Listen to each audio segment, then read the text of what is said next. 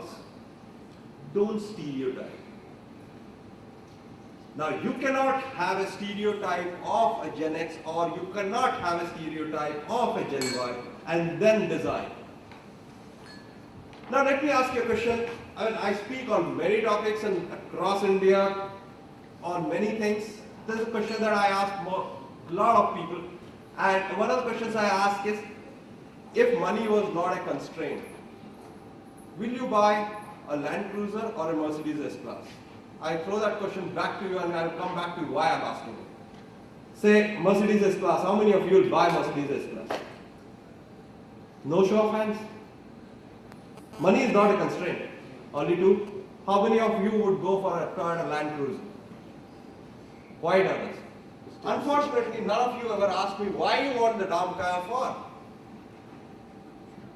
I pity the ones who own the Land Cruiser and they get overtaken by a Merc on a super highway.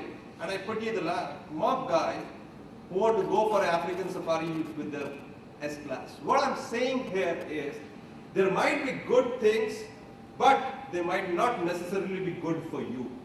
You need to know what are your needs.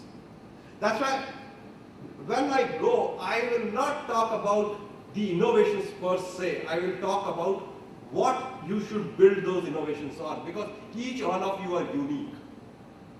Before you apply a certain solution, you got to look at your own need. But before I go to that, what does it mean for a child? This Generation X and Generation Y. Now let's take another small study which the Management Today magazine did in the year 2008. And they found a Generation X guy, this is a study done in US, by the way. Average stay in the job expected is 3 years compared to a 16-month stay in Generation Y. So that means for them, job changing is not a taboo, which was in my dad's generation a big taboo. In my generation got slowly accepted. The new generation don't give a damn. This again has a correlation to another question they asked. Who is more satisfied with the job? The guess would be Generation X, but the answer is no. The Generation Y is more satisfied in the job. 66% of them are satisfied in the job compared to 56% of Generation X. Why? Probably they are more forthcoming in terms of what they want in life, and since they are more risk-taking, they go and do what they want to do. Unlike us, we think a lot in terms of we want to do it or not. Now, in Generation X, in our generation, if you talk about rewards, it was expected that we go, we perform, we prove ourselves, and then we will be rewarded. It's different in Generation Y. They want instant gratification. They want the reward then and there. Generation X was pretty hierarchical, whereas Generation Y is pretty comfortable with authority. I know when for the first time I started working about 2 decades back, when the VP called me, it was pretty anxious moment that I was going to VP scale as a management trainee then. I have a kid who is 19, 20, the CEO called her the other day. She's pretty comfortable and as if nothing had happened. So you got to understand the differences of the baggage they are carrying. Excuse me. About performance.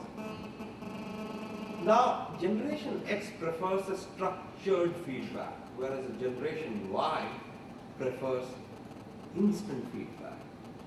You know, I'm surprised that when I interview people, some of the young people ask me just after the interview, how did I perform? None of us in our generation would ever imagine doing that after an interview. We would think it is not the right protocol. So what I'm saying, go back to the Gallup study where they're saying that you cannot classify these two generations or stereotype them. And hence your solutions have to be individualistic. Now if you see, these generational or cultural inputs that both generation has affects few things. It affects our attitudes, it affects our behaviors, expectations, habits, and most importantly, it affects our motivational buttons. Now, as HR persons, that is what we aim to touch that motivational button of each individual so that we get the desired performance from every individual. Now, if that is so, then what is that you should do? Now let's take a case of mentoring. I had mentors 7 years back in one of the US MNCs that I was working with. The mentor used to tell me a lot of stuff. I never used to ask the mentor, do this or do that. Now you hear about reverse mentoring. Now let me give a personal example of mine. I have lots of people in my team across ages. The youngest is 19-year-old who's part of my research team. Now the other day I was explaining to the team about the Pygmalion and was explaining it through a movie called My Fair Lady. And then since I watch a lot of movies, I tell them that you should watch this or that. This is what it elucidates in terms of management principles and other stuff. One day, these kids and the others tell me you should watch Dabangg. Now, I don't, for life of me, like Salman Khan. And I said, no. I said, I can't watch that monkey even if somebody pays me to. So the rest of the team was silent. You know what did this kid say to me? This kid said to me, every day you tell us about a different movie and expect us to watch. We asked you once and you're saying that you will not watch it.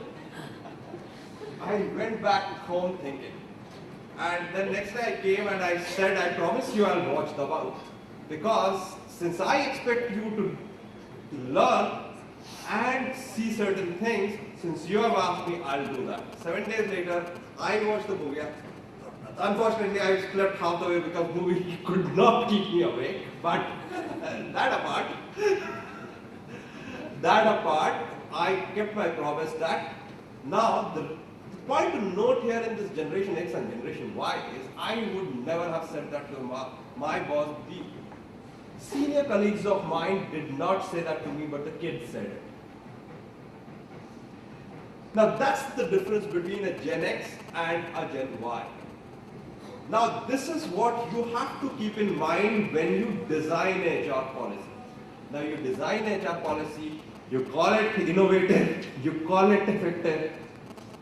It is all, semantics to me. Something that works for you, be it innovative or be it under any banner, that's what is important. Now, if you're designing something for the Gen X, you should hit at the bottom line. Because if you talk to people of our age, they would finally ask, what is that in it for the organization or for me? If you are designing something for a Gen X, that has to have a formal structure, a face-to-face meeting or an email. If you are designing something for a Gen X, you should not micromanage. None of us like to be micromanaged.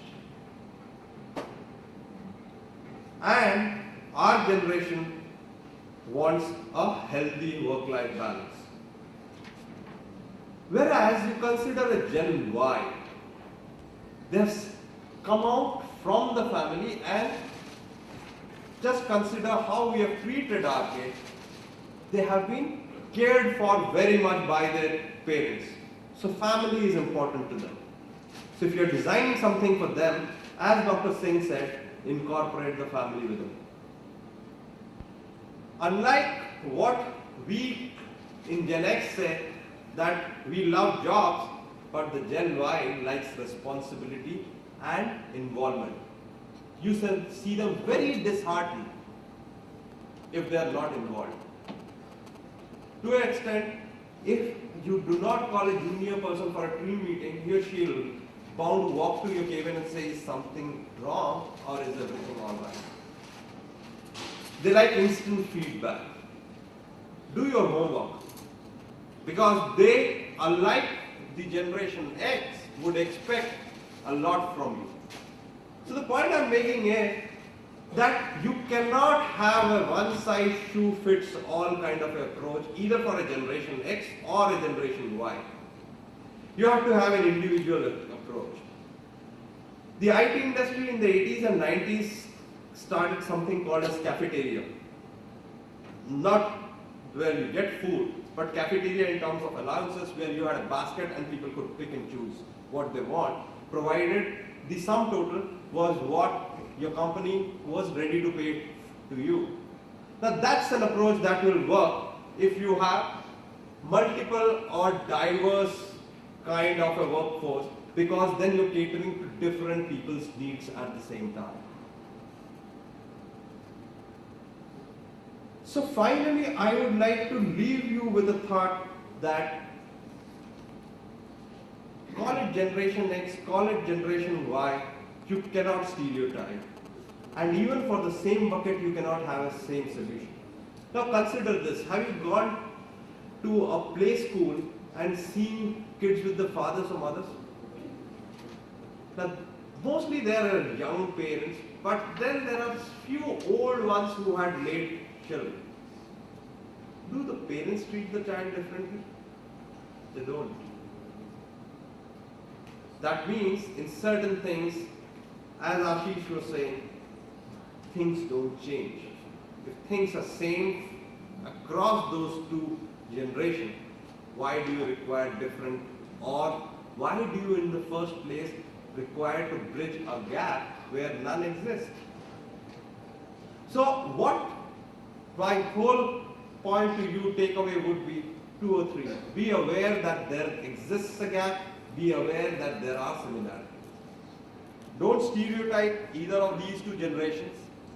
And finally, you got to build individual-centric solutions, not generation-centric solutions.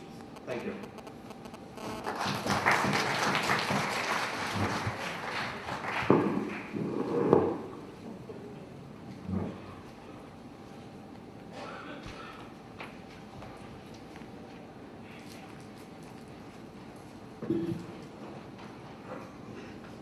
Thank you, Ashish. Thank you, Arindam. I think we are practically at the end of the session, and before I invite you to share your thoughts, ideas, and put questions, I don't desire to summarize what Ashish and Arindam had said, but a couple of points.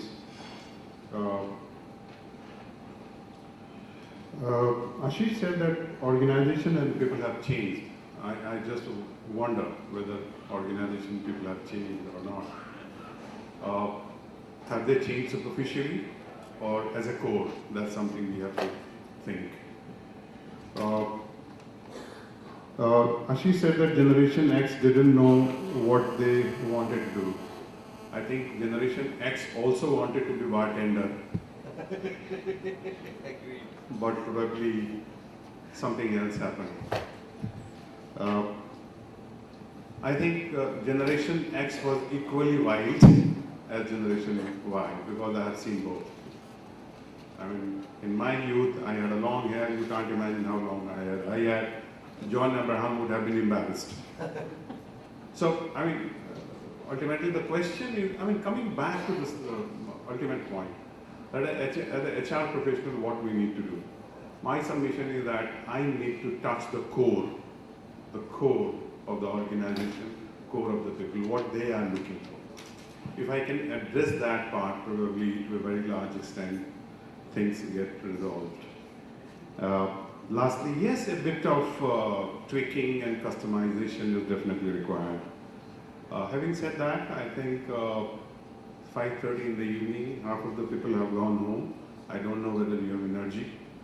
If you are from Generation Y, I'm sure you will have, and I'm sure you will not surprise Generation X by asking questions or disagreeing with us. So why don't you fire some bullets? Address.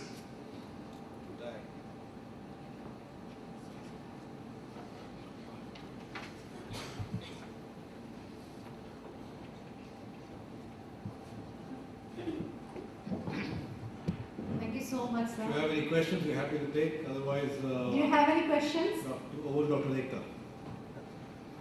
Do you have any questions? Well, on a count of three. You have. We have been talking for last 1 hour on Gen X and Gen Y.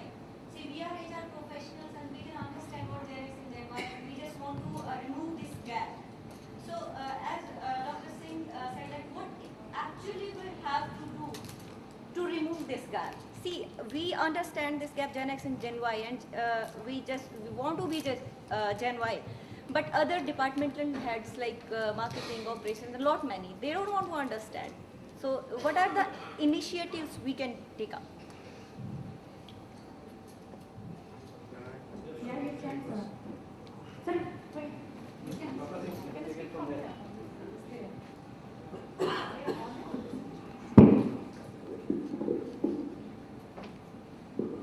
Answer is not very, I mean, it is a difficult solution.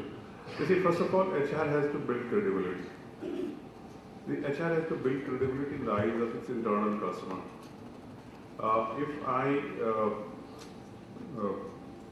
only give medication, it will not be bought, you know.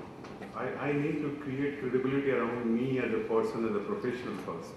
Then only my customers will listen, number one. Number two, again, that genuineness also comes somewhere, you know, that how genuine you are in terms of your being a human capital leader or you being a human capital champion. And thirdly, I believe that is a slow process. It doesn't come out overnight. It takes time. The chief executives, directors, they take their own time to flow with you. And if your efforts are genuine, if you are sincere, if you have a credibility, they will flow with you. But there is no quick fix solution.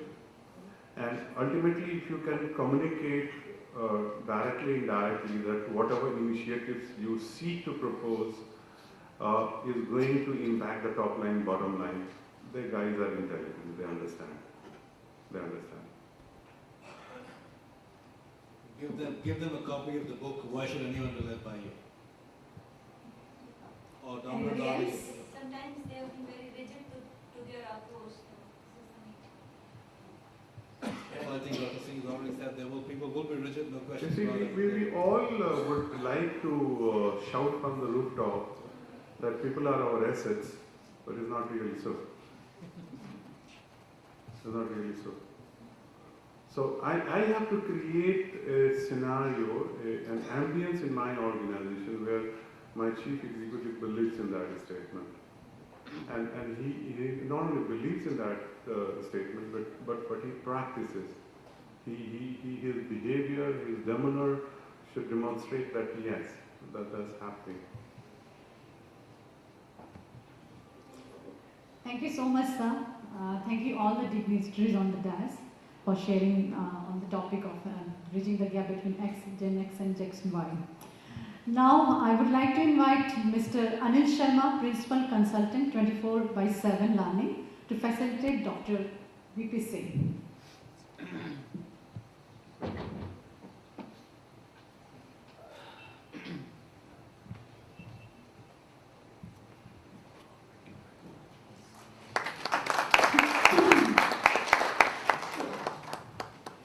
I would like to invite Ms. Deepa from NIIT to present a memento to Mr. Arindam Nath.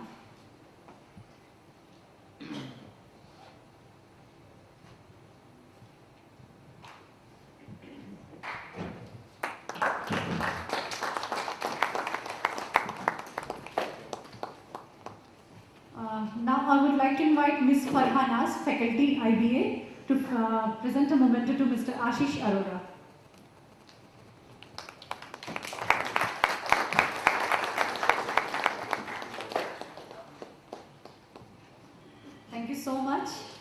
it's my duty to propose the final vote of thanks to all of you. Dignitaries on the dais, Speaker of Eminence, and special invitees. Distinguished delegates, our valued sponsors, partners, friends of media, ladies and gentlemen, a warm good evening to all of you.